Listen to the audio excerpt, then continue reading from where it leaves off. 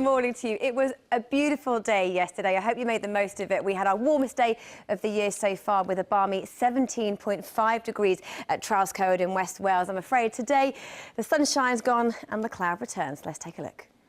Good morning to you. Yes, the cloud's set to spoil our day today and it brings with it damp, drizzly conditions, but with a southerly wind. It's still mild for the time of year.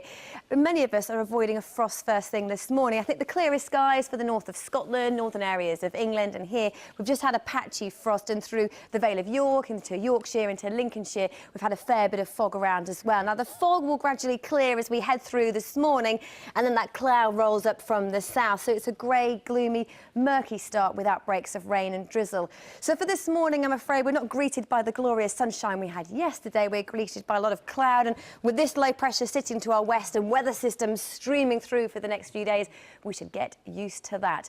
So for this morning, it's cloudy, particularly through more western areas. We've got outbreaks of rain and drizzle here. Barely damp weather spreading its way northwards as well, and the fog in the east perhaps should last until about 9 or 10 o'clock, then it will start to clear.